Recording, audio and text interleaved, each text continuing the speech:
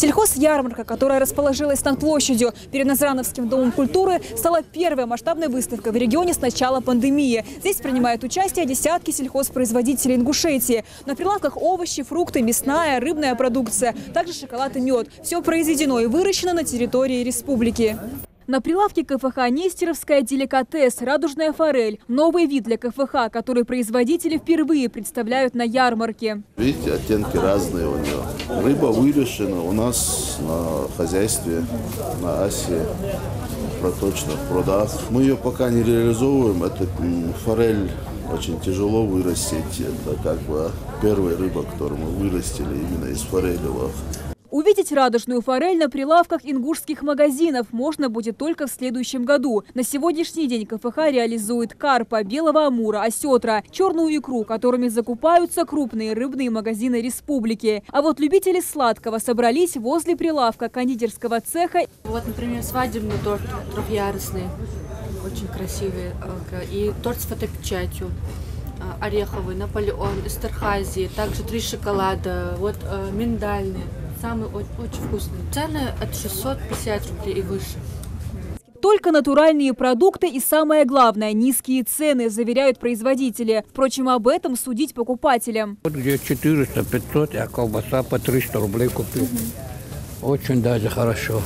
Цены как вас? А? Цены как устраивают? Очень даже, конечно, 100-200 рублей меньше. Я вон кукурузу купил еще для своих баранов.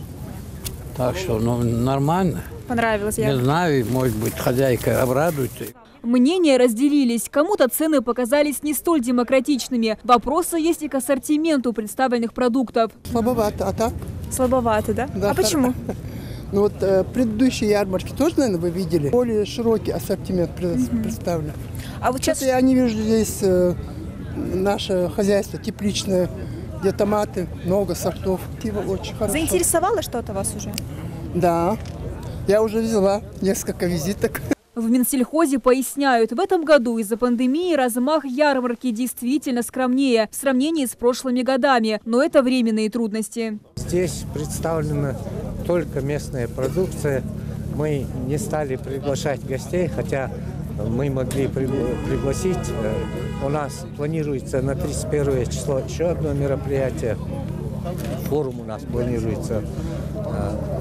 Мы решили, что лучше будет, если мы на тот форум пригласим и гостей пригласим, а сегодня представим чисто нашу ингушскую продукцию. Знаменитый сад-гигант также представил свою продукцию на ярмарке, а его представители поделились планами на будущее. Сегодня мы на выставку привезли, конечно, не все сорта яблок, которые у нас есть. У нас основных сортов 18.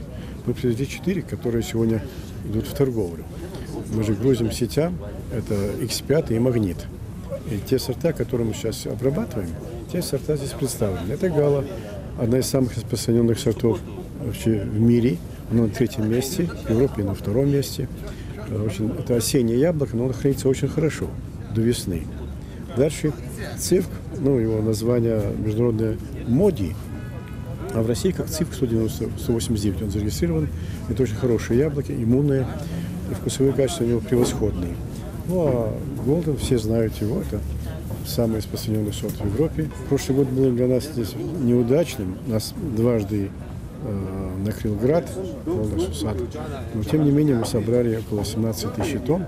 В этом году планируем собрать около 40 тысяч тонн яблок. Самые крупные бренды Ингушетии представлены на ярмарке, в том числе лидер по объему производства картофеля в регионе КФХ Хашигульгов. Сорты же разные, тут пар сорты, тут Рокко, Удачи, Джувели, Барно, сорты тут. Сельхозярмарку посетил и первый вице-премьер региона Михаил Илезов. Он осмотрел прилавки и пообщался с фермерами. Здесь представлена не только производимая продукция, но и крупный рогатый скот, сельхозтехника. Это как тракторы, бульдозеры, так и приборы и оборудование в помощь фермерам. Это для работы в огородах, при садовых участках, для обработки садов. Там, где не пройдет крупногабаритная техника, очень удобно работать с этой техникой. Очень удобно сейчас хорошо берут люди, и работают доильные аппараты. В общем, тоже люди очень много сейчас обзаводятся и скотиной, и это самое. И и молоко. Все старается все для домашнего, натуральные продукты. Уже в холле Дома культуры представлена продукция известной шоколадницы Фатимы Галаевой под брендом «Шоколад Ингушетии». Также здесь проходит выставка войлочных орнаментированных ковров, представленных этнографом Зайнаб Дзараховой. Здесь же показывают небольшой мастер-класс. Амина Бокова, Асхаб Белакиев, Новости 24.